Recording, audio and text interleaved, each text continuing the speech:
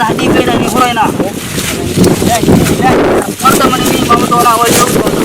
muddooyinkii ugu dambeeyay ciidanka xoogga dalka Soomaaliyeed iyo booliiska maamulka Hirshabeelle ayaa howlgallo ka dhan ah maleeshiyaadka al-shabaab waxa ay ka wadeen deegaano ka tirsan gobolka Shabeellaha Dhexe. howlgalkaas ayaa ahaa mid qorshaysan. deegaanada ciidanka howlgalka ay ka sameeyeen waxaa ka mid ahaa Warciise, Wardhagax, Galabishiir, Jilable iyo deegaano kale oo ka wada tirsan gobolka Shabeellaha Dhexe. markii ciidanka xoogga dalka Soomaaliyeed ay deegaanadaasi ka nadiifiyeen maleeshiyaadka kooxda nabadiidka ee al-shabaab ayaan bilownay in aan u kuur galno dhibaatooyinka argagixisadu ku haysay shacabka ku dhaqan deegaanadaasi. waxayna noo sheegeen in dhibaatooyin badan oo ka baxsan xaaladda bini'aadinimada tan diinta islaamka ay kala kulmeen argagixisada.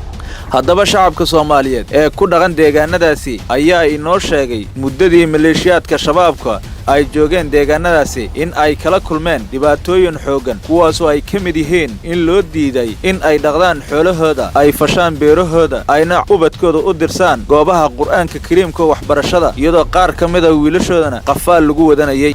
arrinta ugu daran ee shacabka ku dhaqan deegaanadaasi ka tirsan gobolka Shabeellaha Dhexe kala kulmeen shabaabka ayaa ah in dumarka si qasab looga kaxaysanayo haweenka la qabo ee xaasaska iyo kuwa gabdhaha iyadoon la kala soocayn. ciidanka xoogga dalka Soomaaliyeed markii ay gaareen deegaanada Warciise, Wardhagax, Galabishiir, Jilable waxay bilaabeen inay shacabkooda dhibaataysnaay u naxariistaan kana caawiyaan beerihii loo diiday in ay fashaan sidii mar kale ay fursado ay ugu heli lahaayeen ay ku tabcadaan dalagyada kala duwan. halkan waa deegaanka Jilable ee gobolka Shabeellaha Dhexe. sida aad arkaysaan ciidanka xoogga dalka ayaa shacabka ku dhaqan deegaankaasi la falaya beeraha waana mid ay ku kala duwan yihiin kooxda al-shabaab iyo ciidanka qalabka sida si gaar ahna xoogga dalka Soomaaliyeed. kooxda nabadiidka al-shabaab ayaa meel kasta oo ay joogaan caadaysta daadinta dhiigga shacabka Soomaaliyeed ee masaakiinta ah boobka xoolahooda iyagoo ka been abuuraya diinta wanaagsan ee islaamka.